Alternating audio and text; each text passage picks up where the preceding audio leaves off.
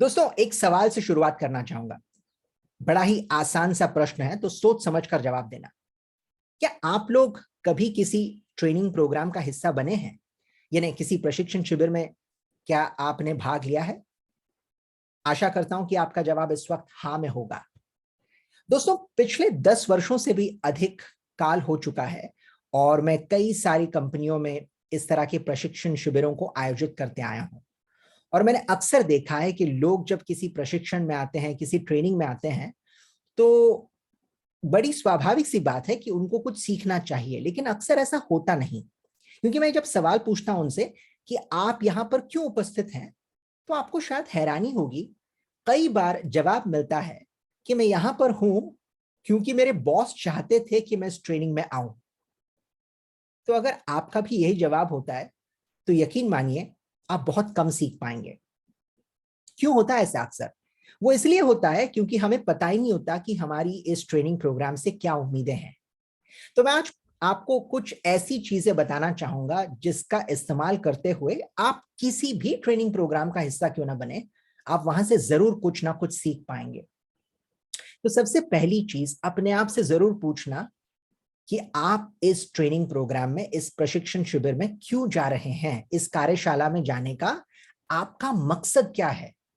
बिना इस सवाल का जवाब लिए अगर आप किसी भी ट्रेनिंग में जाएंगे तो सीखना बहुत कम होगा, क्योंकि आप वहां पर जोर जबरदस्ती से हैं या फिर आपका मकसद जो है वो अभी तक साफ नहीं है। तो हमेशा अपने आप से पूछना कि मैं इस कार्यशाला में, इस ट्रेनिंग में क्यों जाना चाहता हूं, क्या सीखना चाहता हूं। इस सवाल का जवाब बेहद जरूरी है। अब जब आप किसी वर्कशॉप के अंदर, किसी कार्यशाला के अंदर दाखिल हो, वहां पर भी कुछ नियम है जो आपने ध्यान में रखने चाहिए। सबसे पहली बात तो ये कि वर्कशॉप के दौरान आपको कोई सताने ना पाए। अब कोई का मतलब है आपकी खुद की चीजें, जैसे मोबाइल फोन हो या लैपटॉप हो।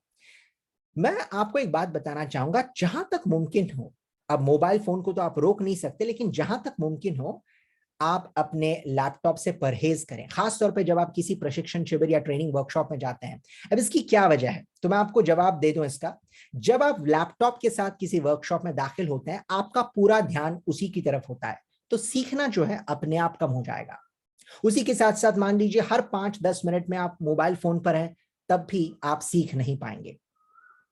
तो जहां तक हो सके अपने लैपटॉप को अपने साथ न रखें, और अगर मोबाइल फोन की आवश्यकता है तो उसे कम से कम साइलेंट पर रखें, वाइब्रेटर पर नहीं, क्योंकि वो भी आपको तकलीफ दे सकता है। तो ये छोटी चीज है, लेकिन इसका बहुत ही गहरा प्रभाव पड़ता है आपकी मानसिकता पर, खास तौर पे तब जब आप किसी शिविर में सीखने के लिए मौजूद हैं। तीसरी बात, अगर आप अपने दोस्तों से भी कह दें कि भाई जब मैं किसी ट्रेनिंग वर्कशॉप में जाने वाला हूं, तो कृपा करके आप मुझे बार बार फोन न करें, ताकि उन्हें भी पता हो कि आप आज किसी ट्रेनिंग में हैं, तो वो आपको फोन ना करें। अब इसके साथ साथ जरूरी है कि आप पूरी तरह से मानसिक तौर से उस वर्कशॉप में शामिल हों। इसका क्या मतलब है? जहां पर मुमकिन हो और जरूरी हो, सवाल पूछें।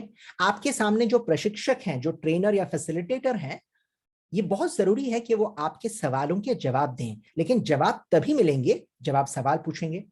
तो अगर मन में कोई सवाल है तो निस्संदेह उस सवाल को पूछना जरूरी है। अब इसके लिए यह भी जरूरी है कि आप पहले से तैयारी करके आए कि कौन से सवाल हैं जो मैंने पूछने हैं इस वर्कशॉप के दौरान।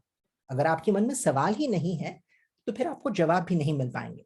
लेकिन जब कभी आप सवाल पूछते हैं, उससे आपको तो भरपूर लाभ मिलता ही है, साथ ही साथ जो आपके साथ उस वातावरण में सीखने के लिए बैठे हुए लोग हैं, वो भी कहीं ना कहीं दिल में आपका शुक्रिया अदा करते हैं कि आपने ये सवाल पूछा, क्योंकि उससे उनको भी भरपूर लाभ मिलता है। तो सवाल जरूर पूछें। एक और चीज जो आपको करनी चाहिए, अब ये मैं हर किसी से कहता हूं जो भी ट्रेनिंग वर्कशॉप में शामिल होना चाहता है, कि आपको अपने साथ एक डायरी रखनी चाहिए।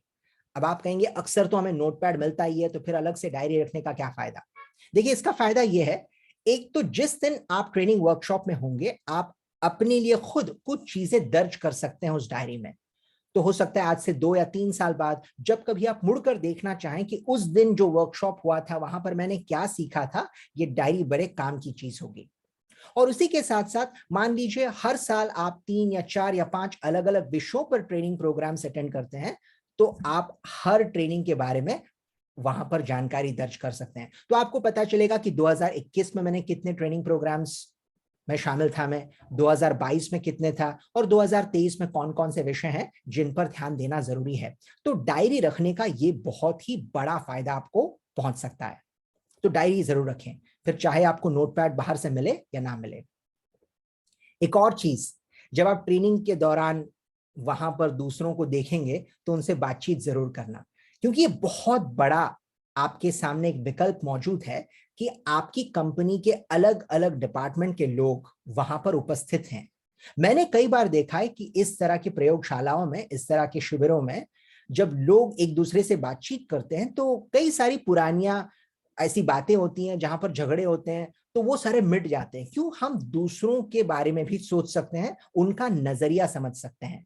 तो ये भी एक चीज है, स्वाभाविक तौर से उभर कर आती है जब आप किसी ट्रेनिंग प्रोग्राम में दूसरों से बातचीत करते हैं। कब करेंगे बातचीत? आपके लिए एक विकल्प होता है ग्रुप डिस्कशन का, तो उसका भरपूर लाभ उठाइए। ब्रेक के दौरान एक दूसरे से बातचीत कीजिए, दूसरों को पूछिए वो क्या करते हैं।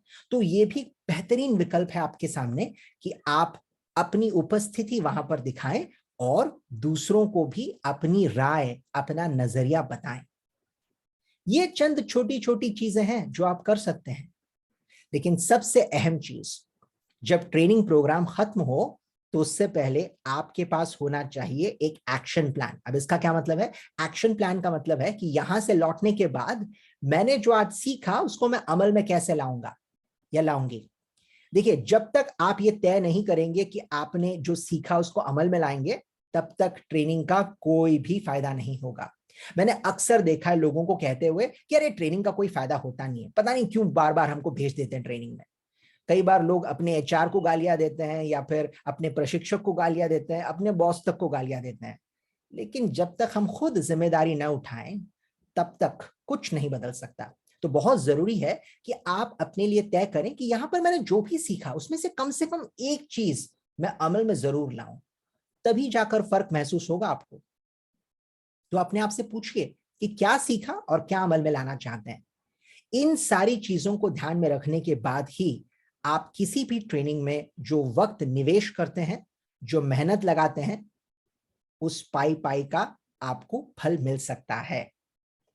तो आइए जरा फिर से पूछते हैं ये सारे सवाल ताकि आपको याद रहें। सबसे पहली बात, जब आप ट्रेनिंग में दाखिल हो तो अपने आप से अपना मकसद पूछना कि क्यों मैं इस ट्रेनिंग में जा रहा हूं, क्या मकसद है मेरा।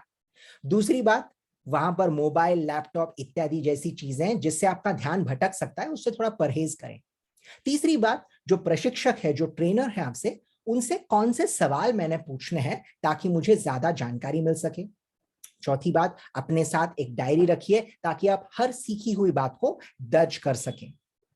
उसके अलावा वहां पर जो लोग उपस्थित हैं उनके साथ घुल मिलकर बातें करना, ग्रुप डिस्कशन का हिस्सा बनना, अपना नजरिया भी उनको समझाना। और सबसे अहम बात, जो भी सीखा उसको अमल में कैसे लाएंगे। क्या सीखा और इसे अमल में कैसे लाया जाए, इस पर सोच विचार करना बेहद जरूरी है। तो जिम्मेदारी उठाइए। दोस्तों, यकीन मानिए, अगर इन चीजों को आप गांठ बांध लें, किसी भी प्रशिक्षण शिविर का आप हिस्सा बने, किसी भी ट्रेनिंग प्रोग्राम का आप हिस्सा बने, आप उसका 100% लाभ उठा सकते हैं। तो इसका इस्तेमाल कीजिए, प्रयोग कीजिए और जरा देखिए कि इससे आपको कितना लाभ मिल सकता है। आशा करता हूं कि आज जो बातें कही गई हैं, कहीं ना कहीं उससे आपके नजरिए में हल्का सा परिवर्तन जरूर आएगा। तो आइए सीखना जारी रखें और मेहनत करते रहें। सुनने के लिए बहुत बहुत धन्यवाद।